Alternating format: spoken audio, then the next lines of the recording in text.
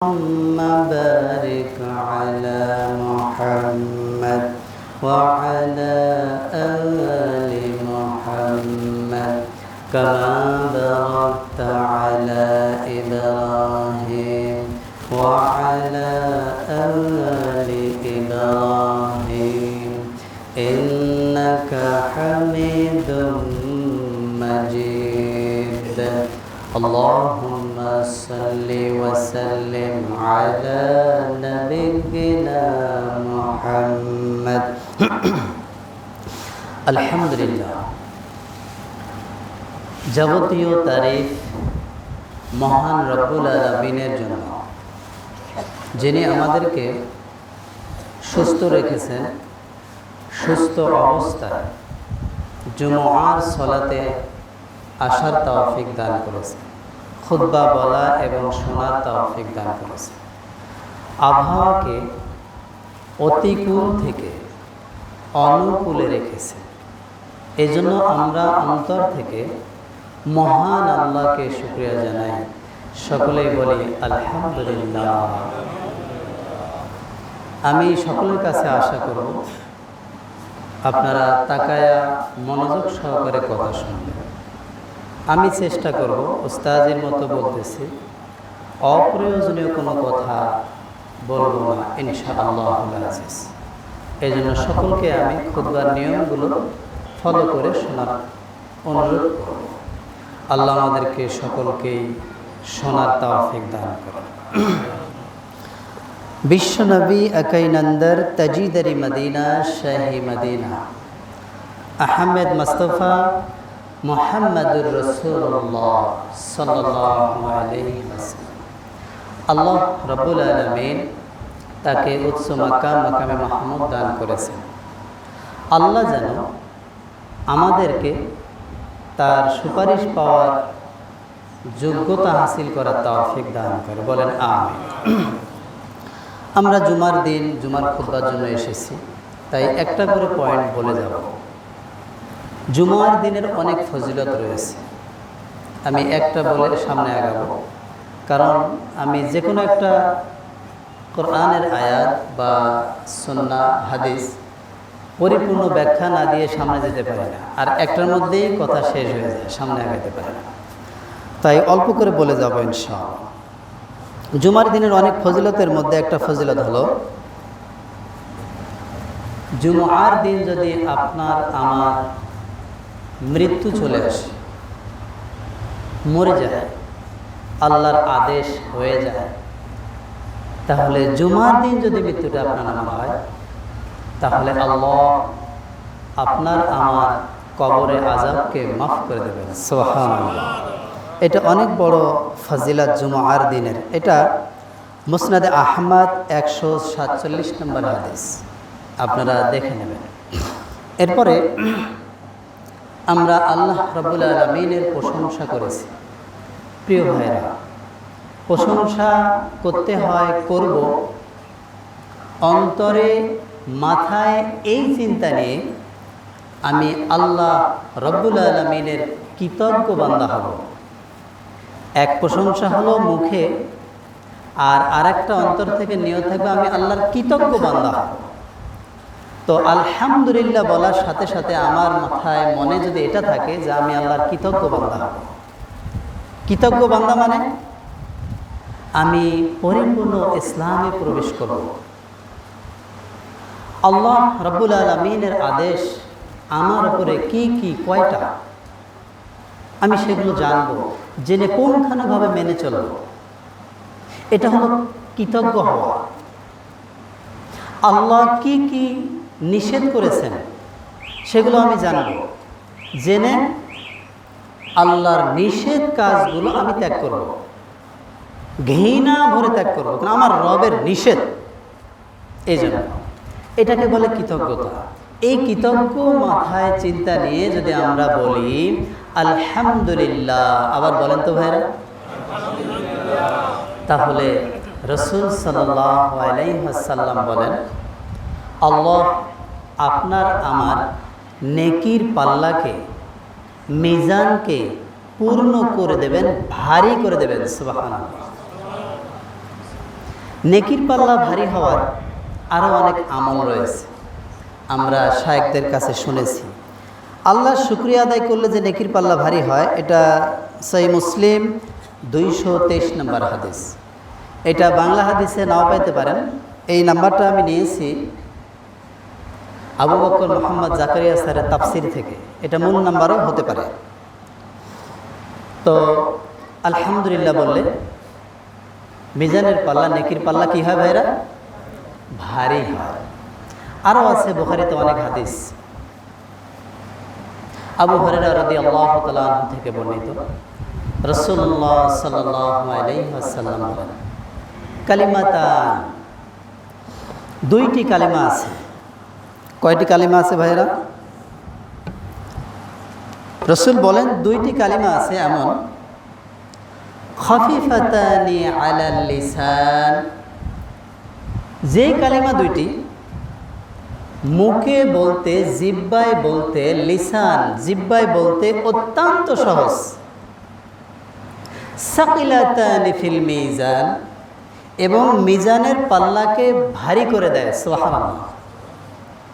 হাবিবাতানি ইলার রহমান, তিনি বলেন, রাসূল সাল্লাল্লাহু আলাইহি ওয়াসাল্লাম বলেন, আমার বন্ধু দয়াময় আল্লাহর কাছে এই তাসবিহ দুটো অনেক প্রিয়। সেই তাসবিহ দুটো কি ভাইরা? আপনারা কি খেয়াল করছেন? এক নাম্বার, জিহ্বায় বলতে খুবই সহজ। দুই নাম্বার, মিজানের নেকির পাল্লাকে ভারী করে দেয়। তিন নাম্বার, আল্লাহর কাছে তাসবিহটা খুবই প্রিয়। রাসূল সাল্লাল্লাহু আলাইহি ওয়াসাল্লাম বলতেছেন, তাসবিহটা কি ভাইরা? সুবহানাল্লাহি ওয়া বিহামদিহি সুবহানাল্লাহিল আযীম। আমরা কি একবার করে বলতে পারি? সুবহানাল্লাহি ওয়া বিহামদিহি সুবহানাল্লাহিল আযীম। এটা সহিহুল বুখারী 6406 নম্বর হাদিস। আপনি তাসবিহটা পাবেন এবং পড়বেন, মুখস্থ করবেন, সকাল বিকাল বলবেন। আল্লাহ যেন আমাদের নেকির পাল্লাকে ভারী করে দেন, বলেন সুবহানাল্লাহ। আমরা হয়তো সবাই উপলব্ধি কম করেছি, কম বুঝেছি। নেকির পাল্লা ভারী হলে কি হয়, কি হবে? আল্লাহ রাব্বুল আলামিন কুরআনুল কারীমে বলেন, فَأَمَّا مَنْ ثَقُلَتْ مَوَازِينُهُ فَهُوَ فِي عِيشَةٍ راضية। কুরআনুল কারীমের 30 পারায় 101 নম্বর সূরা কারিয়া আছে না ভাইরা? আল্লাহ বলেন, যার নেকির পাল্লা ভারী হবে সে পাবে, তাকে দেয়া হবে, সে লাভ করবে সন্তুষ্টজনক আনন্দময় সুখের জীবন, বলেন সুবহানাল্লাহ। আমরা কি বলতে পারি ভাইরা এই আনন্দময় সুখের জীবন কোনটা? জান্নাত, জান্নাত, জান্নাত, সুবহানাল্লাহ। অর্থাৎ নেকির পাল্লা যার ভারী হবে, আল্লাহ রাব্বুল আলামিন তাকে মাফ করে জান্নাতে প্রবেশ করাবেন, সুবহানাল্লাহ। সে সন্তুষ্টময় জীবন পেয়ে যাবে, সে খুব আনন্দ পেয়ে যাবে, নিজেও নিজের মধ্য থেকে আনন্দ লাভ করবে। তো এখানে আমি আরেকটা জিনিস বলতে চাই, তারপরে সামনে আগাবো। সেটা হলো, আমরা যত ইবাদত করছি, সব ইবাদতের উদ্দেশ্য হলো আমাদের তিনটা। কয়টা উদ্দেশ্য ভাইরা? তিনটা। খেয়াল রাখবেন, দরকার হলে লিখে রাখবেন। আর সবাইকেই লেখাপড়া করতে হবে, সবাইকেই জানতে হবে। এটা ইসলামের ঈমানের দাবি, আপনাকে জানতে হবে। না জানলে যে কোনো সময় শয়তান আপনাকে গ্রাস করবে। শয়তান আপনার হাতে হালালকে হারাম বানায় ধরায় দেবে, আর হারামকে হালাল বানায় ধরায় দেবে।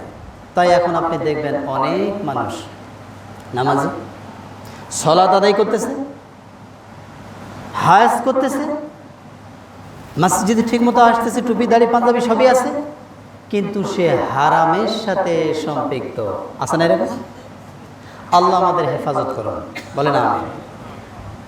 প্রত্যেকটা ইবাদতের উদ্দেশ্য তিনটা হবে। এক নম্বর, আল্লাহ রব্বুল আলামিনকে রাজি খুশি করার জন্য।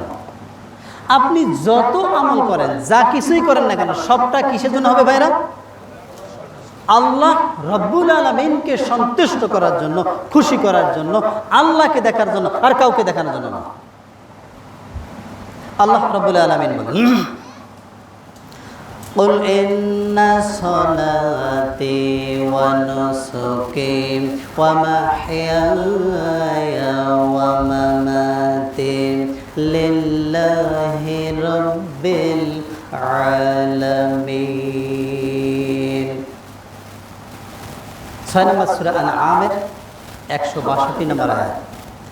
আল্লাহ রাব্বুল আলামিন বলেন, কুল, হে রাসূল আপনি বলে দেন, ইন্না সলাতি, নিশ্চয়ই সলাত কার জন্য আদায় করতে হবে ভাইরা? আল্লাহ রাব্বুল আলামিনের জন্য। আমি এই যে বললাম প্রথমে আপনাদেরকে, কোনো জায়গায় পরিপূর্ণ ব্যাখ্যা না দিয়ে আমি সামনে যেতে পারি না। এই যে আল্লাহর জন্য আপনি আমি সলাত আদায় করব, এই সলাতটা কেমন হওয়া লাগবে এটা বলা দরকার না? সলাতের অস্ত আমরা সকলেই করি, প্রত্যেক শায়েকেই করে। আজকে একটু শুনুন, কারণ প্রথম কি? ইন্না সলাতি, প্রথম সলাত, এরপরে ওয়ানুসুকি, কুরবানি, ওমাহিয়া ওমামাতি, আমার জীবন আমার মরণ লিল্লাহি রাব্বিল আলামিন, সবটা সারা জাহানের প্রতিপালক আল্লাহ রাব্বুল আলামিনের জন্য। তাহলে সলাত এটা আল্লাহর জন্য আদায় করতে হবে, আল্লাহর সামনে দাঁড়াইতে হয়।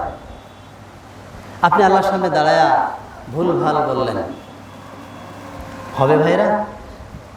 আপনাকে সলাতকে শুদ্ধ করতে হবে। আমি দার্সে অন্য মসজিদে খুতবায় সলাতের একটা আয়াত ব্যাখ্যা করেছিলাম। 23 নম্বর সূরা মুমিনুনের প্রথম এবং দ্বিতীয় আয়াত। আল্লাহ রাব্বুল আলামিন বলেন, قد أفلح المؤمنون الذين هم في صلاتهم خاشعون। আল্লাহ বলেন, قد أفلح المؤمنون, ওই সমস্ত মুমিন সফল হবে না। আফলাহা, ফালা শব্দের অর্থ হলো ওই সমস্ত মুমিন সফল হয়েছে। সুবহানাল্লাহ বলবেন না? প্রশ্ন হলো কোন মুমিন? আল্লাযীনা হুম ফি সলাতিহিম খাশিউন, যারা খুশু খুজুর সাথে সলাত আদায় করেছে, যারা খুশু খুজুর সাথে সলাত আদায় করেছে। আপনি দেখেন ভাই, আপনার সলাতে খুশু খুজু আছে কিনা? এই খুশু খুজুর ব্যাখ্যা মুফাসসিরিনগণ অনেকগুলো দিয়েছেন, তার মধ্যে মূল ব্যাখ্যা 4টা। মূল ব্যাখ্যা কয়টা ভাইরা? এই 4টা আপনাকে জানতে হবে, শিখতে হবে এবং বাস্তবায়ন করার চেষ্টা করতে হবে মরার আগ পর্যন্ত। যদি মৃত্যুর আগ পর্যন্ত আপনি এই 4টাকে ঠিক করার চেষ্টা করতে করতে মরেন, আল্লাহ তবুও আপনাকে মাফ করে দেবে, সুবহানাল্লাহ। কিন্তু আপনার কোনো চেষ্টা থাকলো না, আপনি চালায় যাচ্ছেন, আমি তো নামাজ পড়তেইছি, আমি তো 5 ওয়াক্ত সালাত আদায় করতেইছি, আবার আমি তো আহলে হাদিস, আমি জোরে বলি আমি সবার আগে জান্নাত, আমি না পাবো তা কে পাবো? এরকম কনফিডেন্স না আমাদের ভাইরা। এগুলা আপনি করবেন, এগুলো ভালো, এগুলো খারাপ না, কিন্তু মূল পয়েন্টগুলো আপনাকে আগে দেখতে হবে, আসলগুলো আপনাকে খেয়াল করতে হবে আগে। আপনি জিহাদের মাঠে গেছেন, আপনার চামড়া ছিলে গেছে এক জায়গায়, আর নিচে কাফেরেরা তরোয়াল দিয়ে কোপ দিয়ে আপনার পায়ের রক কেটে ফেলেছে। আপনি কোনটা ঠিক করবেন আগে? এই চামড়া যেখানে ছিলে গেছে এটা ঠিক করবেন আগে, তাই না? আমাদের অবস্থা তো তাই। আমরা ঈমানকে ঠিক করার চিন্তায় নাই, যে আমলগুলো করলে জান্নাত পাওয়া যাবে, যে আমলগুলো না করলে জাহান্নামে যাওয়া লাগবে, এই আমলগুলোর কোনো খবর নাই। আমরা তো ওই যে ছিলে গেছে ঠিক করতেছে আগে, ওইটা নিয়ে মারামারি। আপনার পায়ের রক কেটে গেছে, ওইটাকে ঠিক করতে হবে আগে। কেন? যদি ওইটা আগে ঠিক না করেন, রক্ত না বন্ধ করেন, রক্ত বের হয়ে মারা যাবে। আর আপনার চামড়া যেখানে ছিলে গেছে ওটা যদি ওষুধ নাও লাগান এমনি ভালো হয়ে যাবে, হবে না? এই জন্য ভাইয়েরা মূল পয়েন্টগুলো আমরা আগে বলবো। তো সলাতে খুশু খুজুর মূল ব্যাখ্যা যে চারটা। 1 নাম্বার, আপনি সলাত শুরু করবেন তাকবীরে তাহরিমা থেকে, তাই না? তাকবীর আল্লাহু আকবার। ভাই অনেক ওয়াজ শুনেছেন, আজীবন শুনবেন, 10, 12, 20 বছর ধরে কেউ কেউ শুনতেছেন। একটু আমল শিখি। শুধু বড় বড় ওয়াজ শুনলাম, বড় শায়েক আসছে হাদিস নাম্বার বলে ওয়াজ করছে, কিন্তু আপনার চরিত্র 3 বছর আগে যে এখনো তা, 5 বছর আগে যে এখনো তা, 10 বছর আগে যে এখনো তা, কোনো পরিবর্তন চেঞ্জ নাই। তাহলে আপনি আসলে কি করলেন? রাসূল সাল্লাল্লাহু আলাইহি ওয়াসাল্লাম খুতবা দিতেন, সাহাবী রাদিয়াল্লাহু তাআলা আনহুম আজমাইন তারা খুতবা শুনে সাথে সাথে সিদ্ধান্ত নিতেন, সাথে সাথে চেঞ্জ হয়ে যেতেন, সাথে সাথে নিজের জীবনকে পরিবর্তন করতেন। সুবহানাল্লাহ। তিনি খুতবা দিচ্ছেন আর সাহাবীরা শুনতেছেন। যে আমলটা তার মধ্যে আছে সে বলতো সুবহানাল্লাহ, সুবহানাল্লাহ, এই আমলটা আমার কাছে আছে, এই আমলটা আমি করি, যে আমলটা আজকে রাসূল বলতেছে। হ্যাঁ, আর যে আমলটা নাই আজকে নতুন বলছে, তারা শোনার সাথে সাথে বলতেন আলহামদুলিল্লাহ, আমি আজকে থেকে এটা করব, এই আমল আমি আজকে থেকে করব। কিন্তু এই কনফিডেন্স আমাদের নাই। আমরা শুধু কানসুক শুনতে পাগল, নিজের জীবনে বাস্তবায়ন করতে অভ্যস্ত নয়। আল্লাহ আমাদেরকে নিজের জীবনে, প্র্যাকটিক্যাল জীবনে বাস্তবায়ন করার তৌফিক দান করেন, বলেন আমিন। 1 নাম্বার, তাকবীরে তাহরিমা থেকে আপনি সালাত শুরু করবেন। এখান থেকে সালাত শুরু, একেবারে সালাম ফিরা পর্যন্ত আপনি যা বলবেন সালাতের ভিতরে, এটাকে বাংলা বলবেন, ইংলিশ অনেক লেখাপড়া করছেন, গ্রাজুয়েট, আপনি মাস্টার্স পাস শেষ করছেন, ইংলিশ বললে হবে? কি বলতে হবে? আরবি বলতে হবে। আপনাকে আরবিটা শুদ্ধ জানতে হবে কিনা বলেন। যদি আমাদের মধ্যে একটু বলা হয়, একটু আজকে হাত দেখি তো, সহি শুদ্ধ কোরআন শিখেছেন কারা? দেখা যাবে যে বেশিরভাগ ভাইয়েরা জানে না। আবার যে কয়জন বলবো জানি, ধরতে গেলে দেখি যে অর্ধেকের বেশি বল। তাহলে এই যে আপনি তাকবীর থেকে নিয়ে সালাম ফিরা পর্যন্ত সালাত আদায় করতেছেন, সালাতের মধ্যে আরবি বলতেছেন, এগুলো কি শুদ্ধ হইতে হবে না ভাই? খুশু খুজুর 1 নাম্বার ব্যাখ্যা, এগুলো সহি হইতে হবে। আল্লাহু আকবার, আপনি শুরু করেন, আল্লাহ সবচেয়ে বড়, আল্লাহু আকবার বলেন, নাউজুবিল্লাহ। আপনি আল্লাহু আকবার টান দিছেন, অর্থ চেঞ্জ হয়ে যাবে। আপনি নামাজ শুরু করেছেন, শুরুতে আপনার নামাজ শেষ, শুরু করেছেন, আপনার নামাজ নষ্ট হয়ে গেল। বলেন কি অবস্থা? কেন আপনি আল্লাহু আকবার টানছেন কেন? ওখানে অর্থ চেঞ্জ হয়ে গেছে। তাকবীরে তাহরিমা সালাত প্রথমে বলা কি? ফরজ। সালাতের প্রথমে শুরু কি? এটা ফরজ। এর যদি সমস্যা হয়, নামাজ হলো। এভাবে করে প্রত্যেকটা ভাইয়ের আমি 2টা এক্সাম্পল দেব। আর সূরা ফাতিহা শুরু করলেন, সূরা ফাতিহার ব্যাপারে আমরা সবাই শক্তিশালী হাদিস জানি, লা সালাতা ইল্লা বি ফাতিহাতুল কিতাব, বুখারীর হাদিস না? সূরা ফাতিহা ছাড়া কোনো সালাত হবে না। সালাত নাই, লা নাই, হবে না। এখন আমার প্রশ্ন হলো, দলিল আপনি পেয়েছেন সালাত হবে না, পাক্কা শক্তিশালী দলিল, কথা রাইট, আলহামদুলিল্লাহ। আমার প্রশ্ন হলো, সেই সূরা ফাতিহাটা কি শুদ্ধ হওয়া লাগবে না? শুদ্ধ পড়তে হবে না? আপনি দলিল পাইলেন সূরা ফাতিহা লাগবে, আলহামদুলিল্লাহ, অবশ্যই ঠিক আছে, কিন্তু শুদ্ধ করতে হবে কিনা বলেন? যদি শুদ্ধ না হয় ওই সূরা ফাতিহা আপনার নামাজ হবে? আপনি বলেন আলহামদুলিল্লাহি রাব্বিল আলামিন, আলহামদু, আল মানে সব, আল মানে ওয়াল সব, হামদু মানে প্রশংসা। দুইটা হা আছে না ভাইরা? একটা জিমের পরের হা আর একটা হামজার পরের হা। দুই হা কি একই? স্বরে আ আর অন্ত্যেষ্টায়কারে আ দুটা কি একই? তাহলে এখানে আছে আলহামদু মানে প্রশংসা, সমস্ত প্রশংসা, লি মানে জন্য, লিল্লাহি আল্লাহর জন্য। আপনি এখন এই ছোট হা দিয়ে বললেন, হামজার পরের হা দিয়ে বললেন আলহামদু, আপনি শুদ্ধ জানেন না, শিখেন নাই, তাহলে এবার অর্থ কি হয়ে যাবে? এই হামদুন ছোট হা দিয়ে যে অর্থ হবে এটা আমরা সহজে বলতে পারি না। পৃথিবীর যে জিনিসটা আপনার কাছে সবচাইতে নোংরা ময়লা, এটা হলো হামদুন। তাহলে আপনি সালাতের দ্বারা কি বললেন? পৃথিবীর সবচাইতে নোংরা নিকৃষ্ট জিনিসটা আল্লাহ তোমার জন্য, বলে নাউজুবিল্লাহ। সালাত হবে? ভাইয়েরা, আমি এখানে আর বেশি বলতেছি না, এরকম এই সূরা ফাতিহার মধ্যে ভুল শুদ্ধ বলেই খুতবা শেষ হয়ে যাবে। আমি সবগুলো বলছি না, এতটুকু এখানে আপনাদেরকে ইঙ্গিত দিলাম, তাই আপনাদের মাথায় চিন্তা দিলাম এতটুকু যে সালাতকে কি করতে হবে ভাইরা?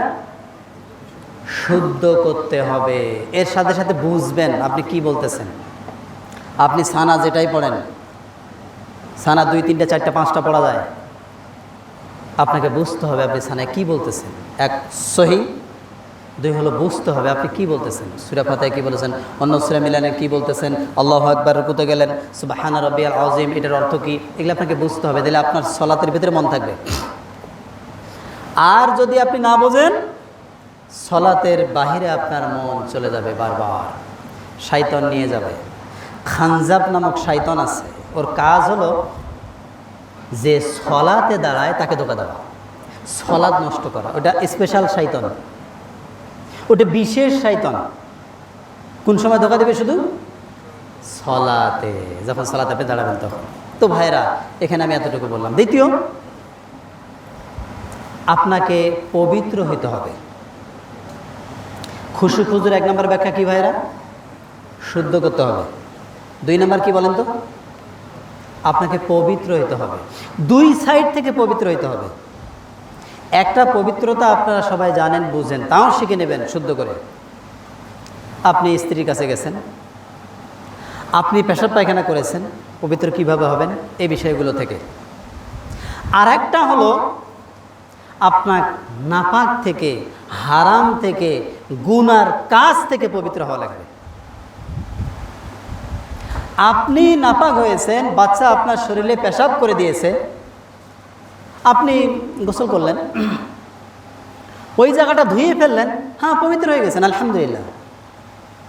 কিন্তু হারাম খেয়ে যে আপনার শরীরের রক্ত, গোস্ত, হাড় সব নাপাক হয়েছে, আপনি এটা কি দিয়ে পবিত্র করবেন?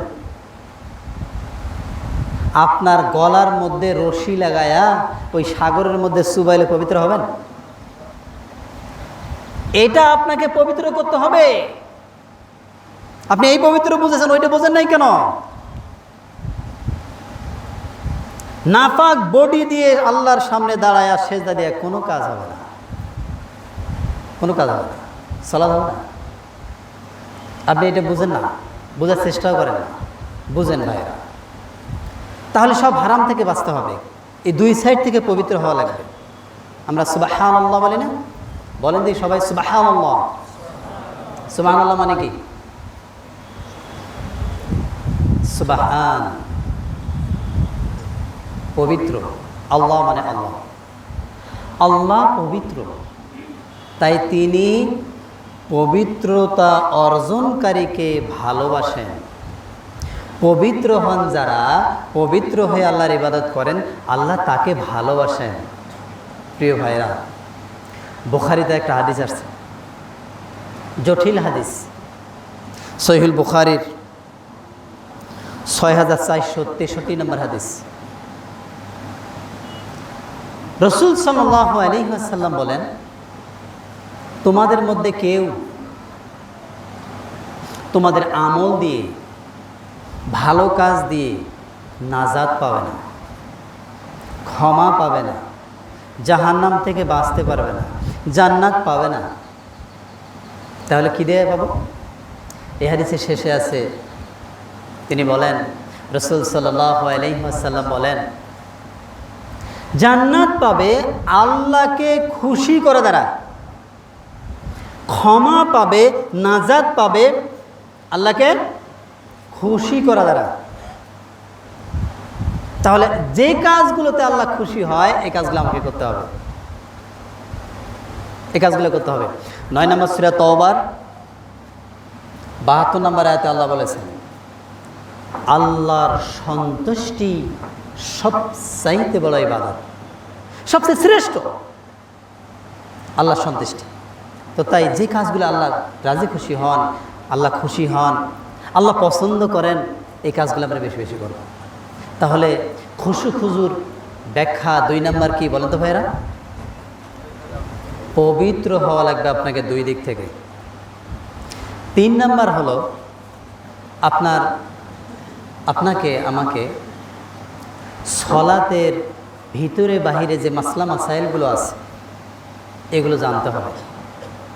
যে কোনো কাজ আমরা করি না জেনে করি ভাইরা। ব্যবসায়ী যদি ব্যবসার সিস্টেম না জানে, ব্যবসা চলবে? 6 তলা ছাদে উঠবে। 5 লাখ দিয়ে শুরু করলে 5 মাসে 6 তলা ছাদে উঠবে, সব শেষ হয়ে যাবে, কারণ সে জানে না। অর্থাৎ প্রত্যেকটা কাজ আমরা জেনে জেনে বুঝে বুঝে করি, না জেনে করি না। তাহলে সলাৎ কেন জানবো না? সলাৎ তো সবচেয়ে শ্রেষ্ঠ, সবচেয়ে বড় ইবাদত, এটা কেন জানবো না? অবশ্যই জানতে হবে। মাসলা মাসাইল মানে সলাতের ভিতরে বাইরে ফরজ আছে কয়টা, কোন রুকুনটা ফরজ, কোন রুকুনটাকে ওয়াজিব বলা হয়, ফরজ ওয়াজিব কাছাকাছি দুটোই। কোন রুকুনটাকে সুন্নতে মুআক্কাদা বলা হয়, গুরুত্বপূর্ণ সুন্নাহ বলা হয়, আর কোন কাজটা একটু ছোট নফল। এই বিষয়গুলো 4টা আপনি জানবেন। আপনি সলাতে কোথায় আছেন এটা আপনি বুঝবেন। মাসলা মাসাইল 3টা হলো। 4 নম্বর হলো আপনি একইবারই সলাতের শুরু থেকে শেষ পর্যন্ত ধীর স্থিরভাবে সলাত আদায় করবেন। সলাতের রুকুনগুলো সুন্দরভাবে বলবেন, ধীরে স্থিরভাবে আদায় করবেন, রুকু সেজদা তাসবিহ সব। এটা 4 নাম্বার। এটাকে বলে খুশু খুজু, এটাকে বলে চিরতা, এটাকে বলে ইতমিনান। সুন্দর করে আদায় করতে হবে ধীরে স্থিরভাবে। আপনার কাজগুলো এত সুন্দর করে করেন ধীরে স্থিরভাবে, আপনার দুনিয়ার কাজগুলো যাতে নষ্ট না হয়। হ্যাঁ, প্রত্যেকটা কাজ সমস্যা যেন না হয়, নষ্ট যেন না হয়। সলাতে দাঁড়ালেই তাড়াহুড়া, তাড়াতাড়ি শেষ করতে পারলেই বাসি, এরকম এরকম হয় না? ওই যে শয়তান ধোঁকা দেয় না ভাইরা। সলাতকে আপনি যখন দাঁড়াবেন অবশ্যই ধীরে স্থিরভাবে আদায় করবেন। আমরা এই 4টা খেয়াল রাখবো এবং আমরা জানবো। যে যেখানে থাকি আপনার পাশে শায়েক আছে, আপনি শিখবেন, জানবেন ভাই, আপনি জানবেন, জেনে সুন্দর শুদ্ধ করে আদায় করবেন। কারণ আল্লাহ রাব্বুল আলামিনের মহান হুকুম সলাত এবং রাসূল সাল্লাল্লাহু আলাইহি সাল্লামের সুন্নাত তরিকা অনুযায়ী সেটা যদি না হয়, তাহলে সলাত আপনি আদায় করলেন 10 বছর, 20 বছর, 50 বছর, কিন্তু দেখা যাবে কিয়ামতের মাঠে আপনি দাঁড়াইছেন বেনামাজি হয়ে। বলেন নাউজুবিল্লাহ। মারাত্মক সিরিয়াস হয়ে যাবে না? আরে ভাই 30 বছর ধরে আপনি সালাত আদায় করছেন, আপনাকে আল্লাহ দাঁড় করেছে বেনামাজিদের সাথে কিয়ামতের মাঠে। আপনি তখন কি করবেন? অবাক হয়ে যাবেন। তখন আপনি কি করবেন বলেন? অবস্থা কত খারাপ হবে, অবস্থা কত খারাপ হবে। কেন? আল্লাহ বলবে, আমি বলছিলাম না, ফাওয়াইলুল লিল মুসাল্লিন, নামাজি সলাতি ব্যক্তির জন্য ওয়েল নামক দোজক, ওয়েল নামক জাহান নামের গর্ত। বলেন নাউজুবিল্লাহ। কেন? এটার উত্তর আল্লাহ বন্ধ রাখেন নাই, আল্লাহ দিয়েছেন আল্লাযীনা হুম আন সলাতিহিম সাহুন। সাহুন, সাহুন মানে ভুল। সাহুন মানে কি বলেন? সে সলাৎ আদায় করেছে কিন্তু তার সলাৎ ভুল, তার সলাৎ হয় নাই, সে সলাৎ বুঝে না, সে সলাৎ শিখে নাই, নিজের ইচ্ছা মতো আদায় করেছে। যেমন সব কাজ নিজের ইচ্ছা মতো করেছে, নিজেকে সে অনেক জ্ঞানী মনে করেছে, আমার চাইতে বোঝে কে, এটা আমি যেমনি খুব এমনি হবে। এটাকে মুফাসসিরিনগণ বলেছেন তাগুত। যে প্রবৃত্তির অনুসরণ করে নিজের জ্ঞানকে বেশি বড় মনে করে তাকে কি বলা হয়েছে? তাগুত বলা হয়েছে। তাগুতের ইবাদত কবুল হয়? কবুল হয়। তো এই জন্য আমার অনুরোধ ভাইরা, সালাত আমরা ঠিক করব। এরপরে বল ইন্না সলাতি ওয়া নুসুকি। নুসুকি এই অন্নাহার মানে কোরবানি। এটা কোরবানি দুটো ব্যাখ্যা হতে পারে। এক, আপনি ইসলামের জন্য যে কোরবানি করেন, ইসলামের জন্য আমরা কোরবানি করি না? এই যে আপনি দূর থেকে আমাদের মসজিদে সালাত আদায় করতে আসছেন, জুমআর সালাত, এটা একটা কোরবানি। এক ভাই বিপদে পড়ে গেছে, আপনার কাছে বলছে আপনার আছে, আপনি তাকে হেল্প করেছেন, এটা কোরবানি। এইভাবে ইসলামের যত ভালো কাজ আছে আপনি কষ্ট মুজাহাদা দিয়ে করবেন, এগুলো সব কোরবানি। এরপরে জুলহাজ মাসের কয় তারিখে কোরবানি দেই আমরা? 10 তারিখে। ওইটাও কোরবানি, ওইটাও কোরবানি। ভাইয়েরা, বিষয়গুলোকে খুব খেয়াল করতে হবে, খুব খেয়াল করতে হবে। আপনি সলাত আদায় করতেছেন, সলাত আদায় করতে টাকা লাগে না, কিন্তু সলাতের পরে যে বিধান দিয়েছে আল্লাহ, যাকাত, আপনার উপরে যাকাত ফরজ, আপনি আর যাকাত দেন না। আপনি এখানে সুবিধাবাদ হয়ে গেলেন, আপনি বলেন আমার টাকা নাই, টাকা সব জমে কিনছি, কিন্তু আপনি আবার কোরবানির সময় 1.5 লাখ 1,80,000 টাকা দিয়ে গরু কিনে কোরবানি দিচ্ছেন। মানে কি? মানুষ দেখবে আমি এত বড় গরু কিনছি, কোরবানি দিয়েছি, আমি এলাকার মাতবর, আমি তো কোরবানি না দেই, কেমন দেখে না? তাই দিল সে, কিন্তু যাকাত নাই, টাকা নাই। কান খাড়া করে শুনে রাখেন ভাইরা, 41 নম্বর সূরা হামিমা সিজদা, আমি প্রথমে বলেছি, আমি একটা কথাও আপনাদের সামনে অপ্রয়োজনীয় বলবো না। আমি আল্লাহর কাছে দোয়া করি, আল্লাহ যেন আমাকে সব সহি কথা বলার তৌফিক দান করে, বলেন আমিন।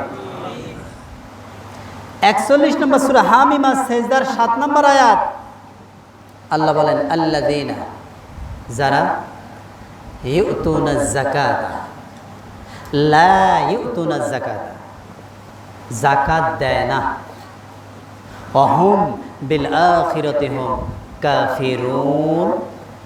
আল্লাহ কি বলে দেখেন, যাদের উপরে যাকাত ফরজ কিন্তু তারা যাকাত দিচ্ছে না, মানুষের কাছে পাশ কাটাচ্ছে, মানুষকে বোঝাচ্ছে আমার নাই, সে পরকালে কিয়ামতের মাঠে, বিচারের মাঠে কাফের হয়ে দাঁড়াবে, বলে নাউজুবিল্লাহ। আপনার কালিমা, আপনার সলাত কোথায় গেল ভাইরা? আকরামুজ্জামান বিন আব্দুস সালাম শায়েখ বারবার বলেন, ইসলামের একটা রকম 5টার মধ্যে একটা রকম কেউ যদি ইচ্ছাকৃত না মানে, ও কাফের হয়ে যাবে। আর প্রথম যে কয়টা মানে নেই, অর্থাৎ ধরেন কালিমা, ইমান, এরপরে হলো সলাত, আপনি এই দুটা আদায় করতেছেন আলহামদুলিল্লাহ, যাকাত আপনি দিলেন না, এই প্রথম 2টা বাতিল হয়ে যাবে। আমি এটা নকল করলাম শুধু, তিনি বলেছেন আপনার প্রথম 2টা বাতিল হয়ে যাবে। এরপরে আপনি যাকাত দিচ্ছেন আলহামদুলিল্লাহ, আপনার পর্যাপ্ত পরিমাণ টাকা আছে, মক্কায় যাওয়া এবং আসা, কিন্তু আপনি যাচ্ছেন না। আপনার উপর হজ ফরজ, কিন্তু আপনি যাচ্ছেন না ইচ্ছাকৃতভাবে, তাহলে এইগুলো বাতিল হয়ে যাবে। এরপর আপনি হজ করেছেন, রমজানের সিয়াম আসছে, আপনি সিয়াম রাখেন না। সিয়াম আসলে আপনি বলেন গ্যাস্ট্রিক, কি বলেন? আপনি ইচ্ছাকৃতভাবে সুস্থ মানুষ সিয়াম রাখছেন না, ফরজ ইসলামের রুকন, বাস এই আগেরগুলো বাতিল হয়ে যাবে। তো অবশ্যই আপনাকে যাকাতও দিতে হবে ভাইয়েরা, বাধ্যতামূলক, আপনি দিতে বাধ্য। আমি কথা বলছিলাম, কথা আসছিলাম যে সমস্ত কি হলো, সুবহানাল্লাহি ওয়া বিহামদিহি সুবহানাল্লাহিল আযীম। ওইখানে ভিতরে মানে বাচ্চারা সুইচ বন্ধ করছে, একজন জানতো। আলহামদুলিল্লাহ। আমি বলেছিলাম যে আপনার সমস্ত ইবাদতের উদ্দেশ্য তিনটা। একটা বলছিলাম, বলেন তো ভাইয়েরা, একটা কি? সব কিছু আল্লাহ সন্তুষ্টির জন্য করতে হবে। 2, জাহান্নাম থেকে বাঁচার জন্য করতে হবে। কিসের জন্য ভাইয়েরা? জাহান্নাম থেকে বাঁচার জন্য আপনাকে করতে হবে। আর 3 নাম্বার, আল্লাহর জান্নাত পাওয়ার জন্য করতে হবে। এখানে অনেক পীর সাহেবরা বলে যে জান্নাত পাওয়ার জন্য ইবাদত করো, তোমার ইবাদত হবে না। জান্নাত আল্লাহ এমনি দেবে, পাওয়ার জন্য করা লাগবে না। আল্লাহ যদি আমার প্রতি খুশি হয়, আল্লাহ যদি আমাকে জাহান্নামেও ফেলে দেয়, কোনো সমস্যা নাই, বলে নাউজুবিল্লাহ। তাই তারা গান বানাইছে, গান বলে দুনিয়াতে কান্দায়ও আল্লাহ, পরকালে কান্দায়ও না। শুনছেন এর গান? শুনছেন? আচ্ছা, আল্লাহ যদি আপনাকে দুনিয়ায় কাঁদায়, কাঁদতে পারবেন? পারবেন? কাঁদতে পারবেন? অসম্ভব। আল্লাহ শিখাইলেন রব্বানা আতিনা ফিদ দুনিয়া হাসানা, আল্লাহ আমাকে দুনিয়ার জীবনে শান্তি দান করো, ওয়াফিল আখিরাতি হাসানা, আল্লাহ আখিরাতেও আমাকে শান্তি দিও। 2 জায়গায় কি শান্তি দিও। আরো কি বলছে? দুনিয়াতে কান্দায়ও আল্লাহ, পরকালে কান্দায়ও না। এই কথা ঠিক আছে? ঠিক আছে। ওয়াকিনা আযাবান নার, আল্লাহ আমাকে জাহান্নামের আগুন থেকে হেফাজত করো, আমাকে বাঁচায় দে। সুবহানাল্লাহ। দোয়া করতে পারি আমরা, আল্লাহুম্মা আজিরনি মিনান নার, আল্লাহুম্মা আজিরনি মিনান নার, আল্লাহুম্মা আজিরনি মিনান নার। 3 বার। হাদিস হলো যদি 3 বার আপনি পড়েন, তাহলে জাহান্নাম আল্লাহর কাছে দোয়া করে,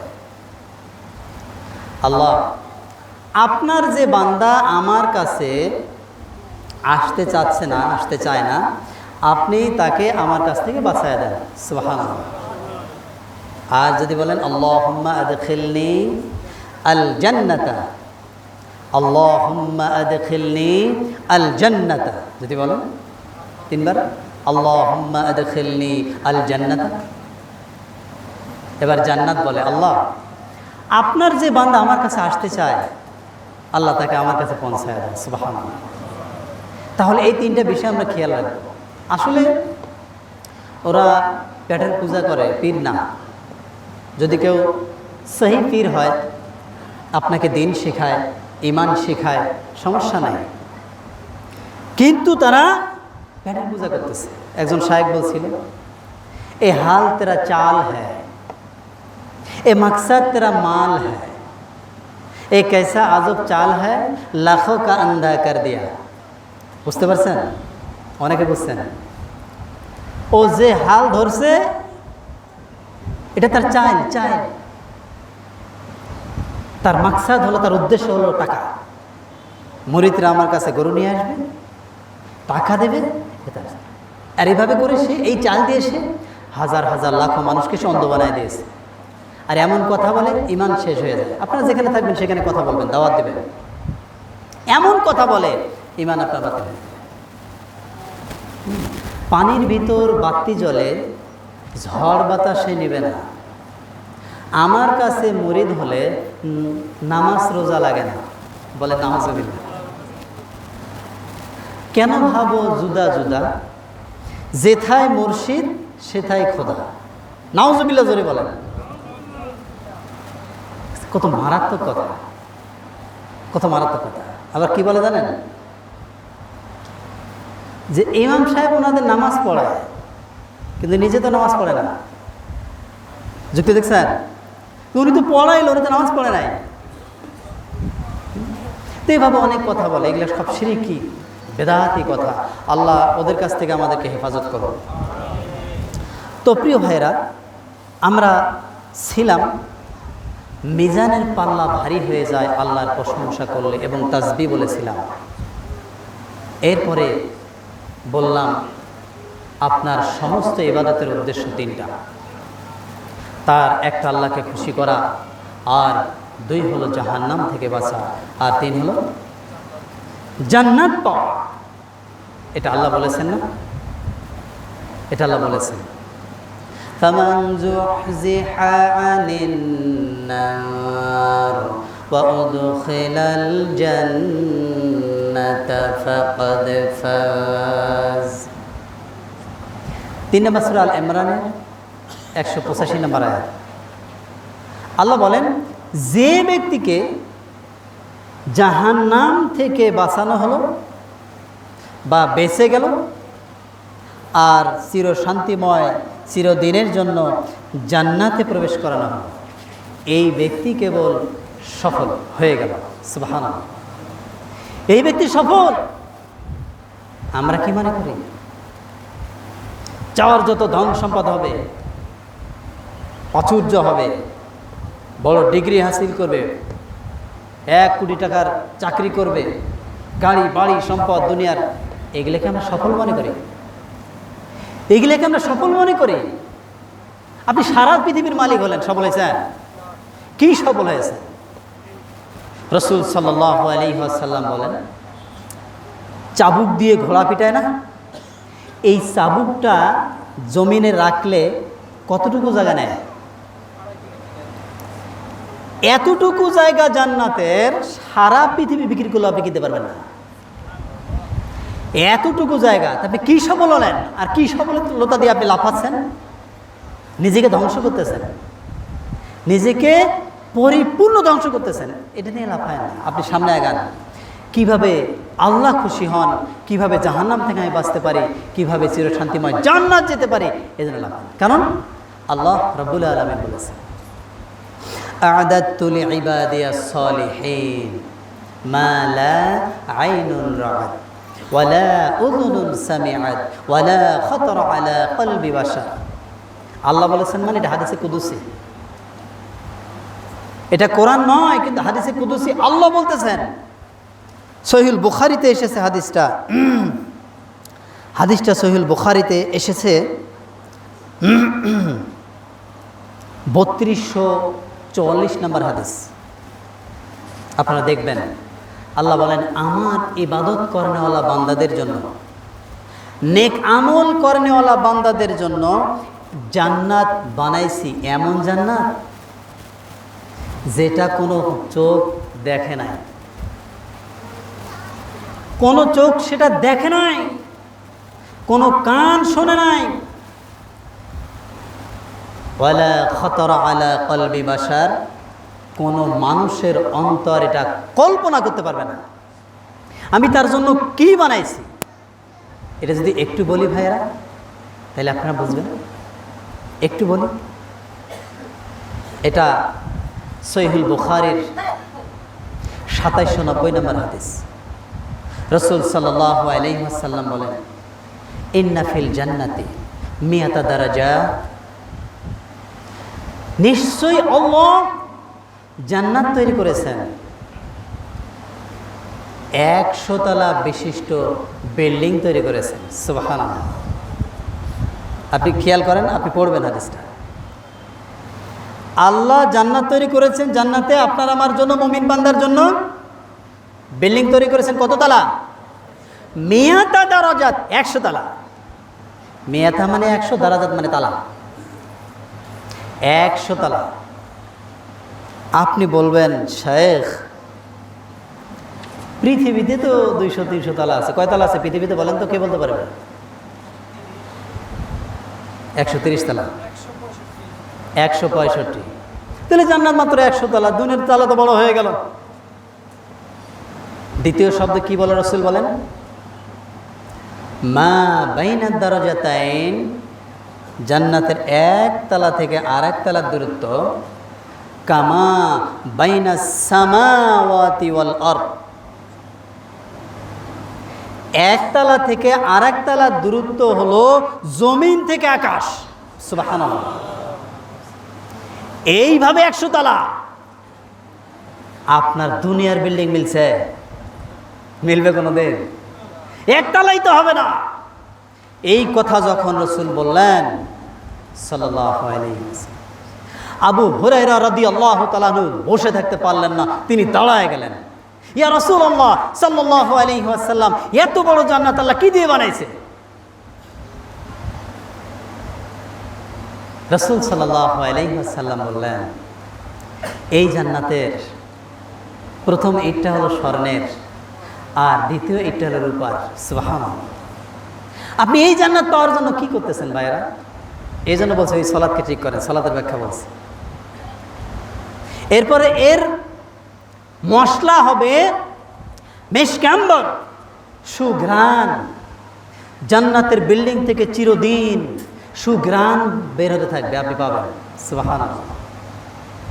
মণিমুক্তা হীরা পানা হবে ছাদ। আমরা এই যে মসজিদ বানাচ্ছি আল্লাহ তাওফিকে, এই ইট বালু সিমেন্ট দিয়ে ছাদ দিতে পারি না, তাই না?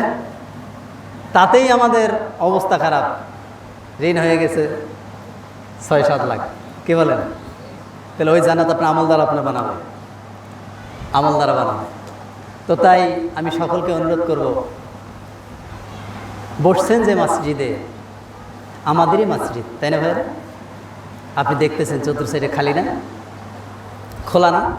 মসজিদ কি এরকম থাকে? মসজিদ কি এরকম খোলা থাকবে? এগুলা কে লাগাবে? ভারত থেকে মানুষ আসবে, যে পলাইছে সে ভারত থেকে আবার আসবে, আইসা দেবে? এগুলো আমাদেরকে করতে হবে। তাই আমরা কৃপণ হব না, আমরা দানের হাতকে খুলে দেব। তাহলে আল্লাহ তার রহমত খুলে দিয়ে আপনার পকেট ভরায় দেবে।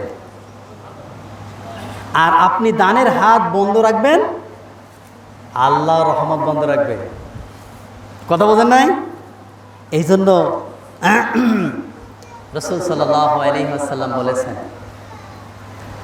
আকাশ থেকে প্রতিদিন 2 জন ফেরেশতা নাজিল হয়। বলেন কতজন ফেরেশতা? কি করে তারা? 2 জন ফেরেশতা নাজিল হয়ে একজন বলে, আল্লাহ, যে দানশীল, যে দান করেছে আজকে, তার সম্পদে বারাকাত দাও, তার সম্পদ বাড়ায়া দাও। কে দোয়া করে ভাইরা? ফেরেশতা দোয়া করে, মালাক দোয়া করে। এটা সহিহুল বুখারী 1442 নম্বর হাদিস। বুখারীর হাদিসে সন্দেহ আছে?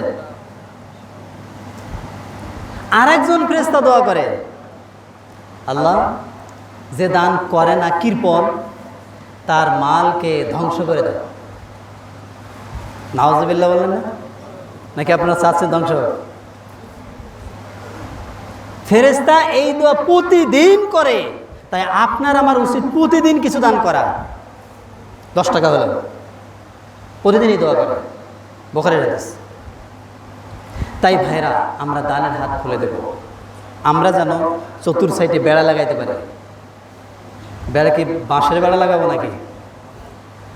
ইট দিয়ে যেন লাগাইতে পারি।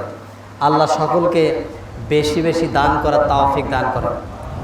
আমি পিছনের ভাইদেরকে বলবো একটু আগায় আসেন।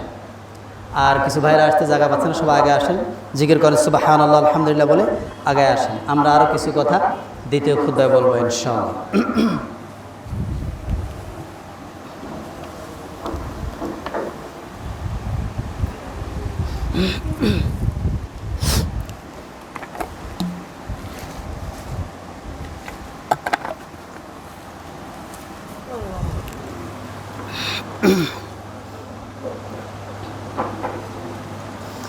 আলহামদুলিল্লাহ আলহামদুলিল্লাহি কাফা ওয়া সালাম আলা ইবাদিহিল্লাযিনা ইসতাফা আম্মা বা'দ। সমস্ত প্রশংসা মহান রব্বুল আলামিনের, যে আল্লাহ আমাদেরকে কথা বলা এবং শোনার, জুমায় আসার তৌফিক দিয়েছেন। আবার বলেন আলহামদুলিল্লাহ। আমরা বলছিলাম অবশ্যই আপনি দান করবেন। কেন? দান আপনাকে জাহান্নাম থেকে বাঁচাবে। দান করলে আল্লাহ খুশি হন। দান করলে আপনি গুনাহ করেছিলেন, আল্লাহ আপনার উপরে রাগ আছে, আল্লাহ আপনার উপরে রাগ করেছেন, কিন্তু আপনি দান করবেন, আল্লাহর রাগ কেটে যাবে। সুবহানাল্লাহ। তাই এটা করবেন।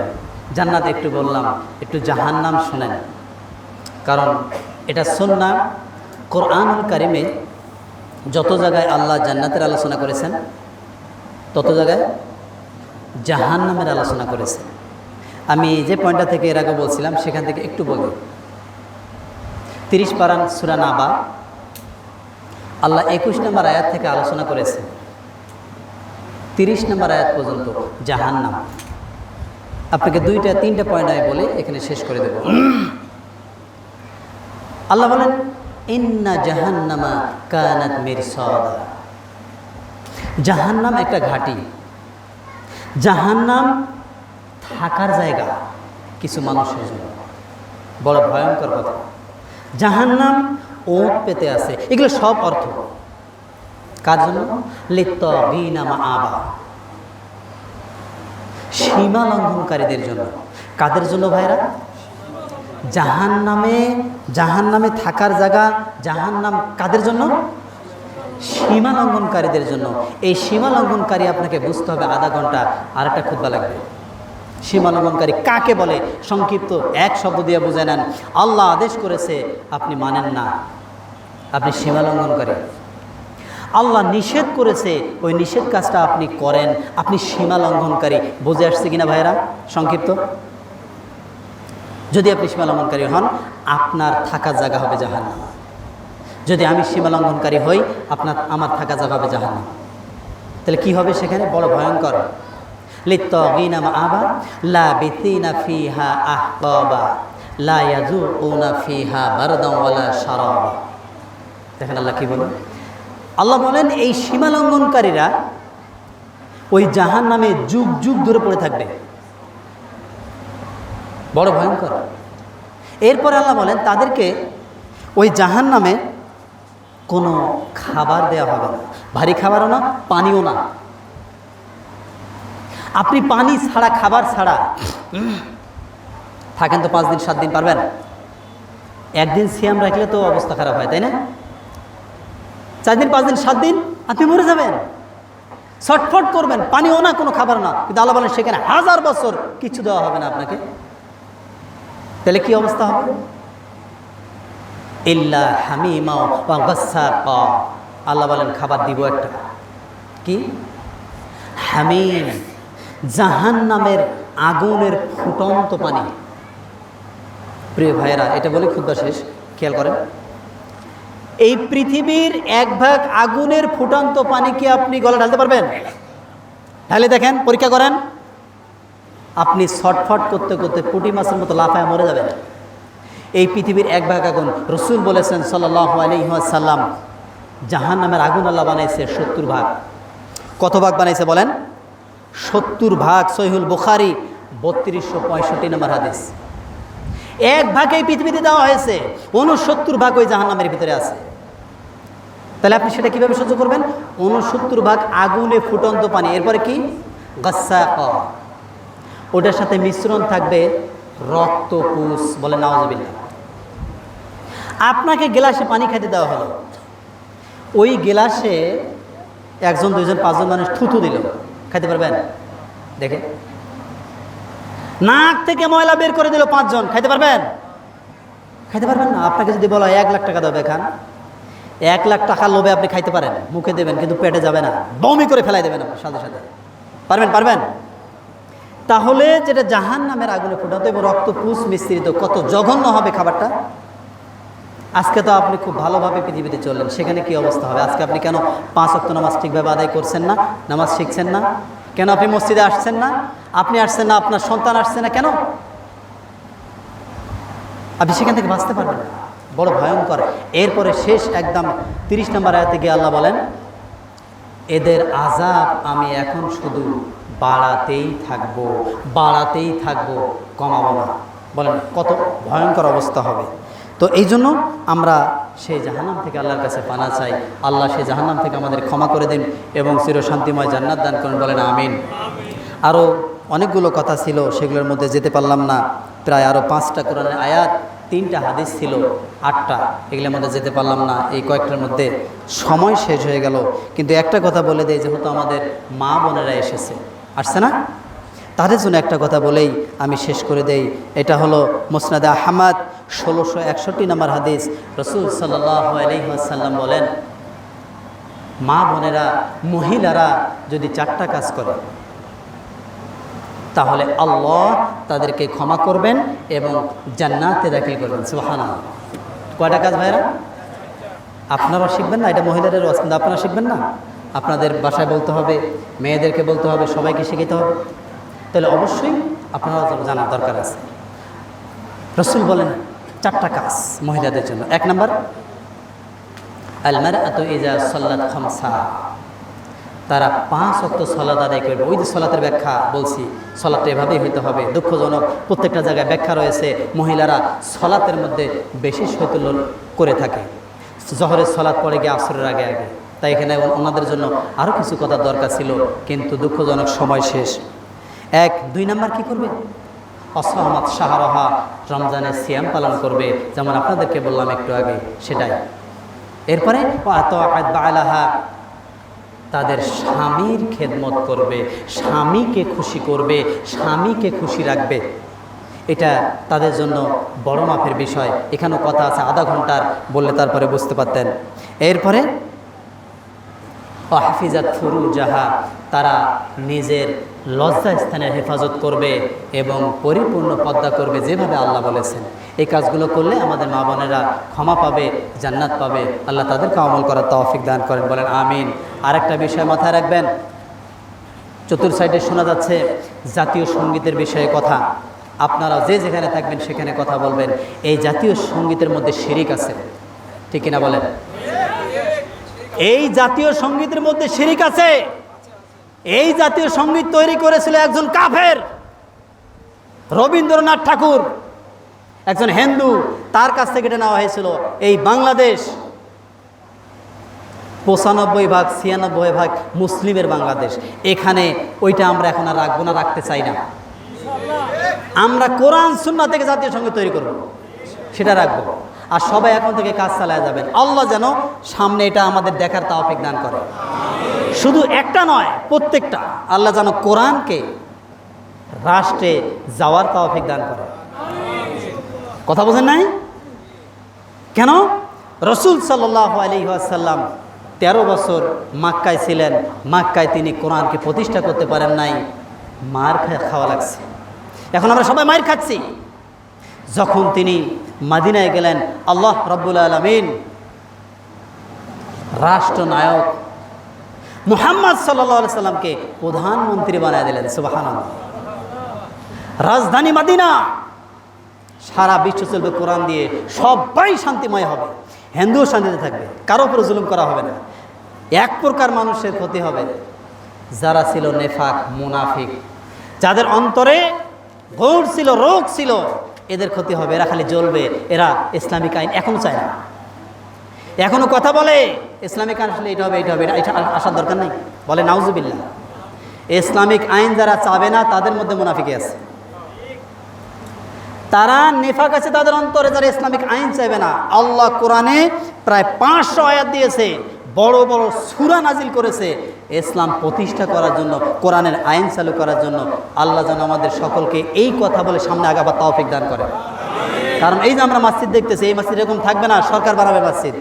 আপনাকে ইমাম, মুয়াজ্জিন, খতিবকে নিয়ে চিন্তা করতে হবে না যে সব বেতন দেবে কে? সরকার, রাষ্ট্র থেকে। এটা আপনাকে চিন্তা করতে হবে না। তো আমরা এই আইনটা সামনে চাই এবং সবাই কথা বলি যেন জাতীয় সঙ্গীতের মধ্যে শিরিক বাতিল হয়ে যায়, কোরআন সুন্নাহ থেকে যেন একটা চালু করা হয়। আল্লাহ সবাইকে তৌফিক দান করেন, বলেন আমিন। রব্বানা যালামনা আনফুসানা ওয়া ইল্লাম তাগফির লানা ওয়া তারহামনা লানাকুনান্না মিনাল খাসিরিন। ইয়া মুকাল্লিবাল কুলুব সাব্বিত কলবি আলা দীনিক। ইয়া আল্লাহ, আমাদের মসজিদকে দ্রুত সুন্দর পাকা হওয়ার তৌফিক দান করো এবং আমরা যারা এসেছি সবাইকে বেশি বেশি দান করার তৌফিক দান করো। আল্লাহ, আমাদের মধ্যে যারা অসুস্থ সবাইকে পরিপূর্ণ সুস্থতা দান করো। আল্লাহ, এখনও যারা বিপদ মুসিবতে আছে তাদের সকলকে ধৈর্য ধারণ করার তৌফিক দাও, বিপদ থেকে উদ্ধার হওয়ার তৌফিক দাও। আল্লাহ, আমাদের মধ্যে যারা ঋণগ্রস্ত আছে তাদের ঋণকে পরিশোধ করার তৌফিক দাও। আল্লাহ, নতুন করে যে 5ই আগস্টে বাংলাদেশ স্বাধীন হয়েছে, এই স্বাধীনতায় অনেক মার বুক খালি হয়েছে। আল্লাহ, ওই মাদের বুকের যে আঘাত লেগেছে, তার সন্তানটা মারা গেছে, তাকে এটা আমরা কেউ বুঝাতে পারবো না। আল্লাহ, সেই মাকে ধৈর্য ধারণ করার তৌফিক দাও। আল্লাহ, সেই মাকে শহীদের মা হিসাবে কবুল করে নাও। আল্লাহ, যারা মারা গেছে তাদেরকে ঈমান দিয়ে শহীদি মর্তবা দিয়ে আল্লাহ জান্নাতে দাখিল করো। আল্লাহ, আমাদেরকেও সকলকে জান্নাতের জন্য কবুল করে নাও, আমিন। সুবহান রাব্বিকা রাব্বিল ইজ্জাতি আম্মা ইয়াসিফুন ওয়া সালামুন আলাল মুরসালিন ওয়াল হামদুলিল্লাহি রাব্বিল আলামিন।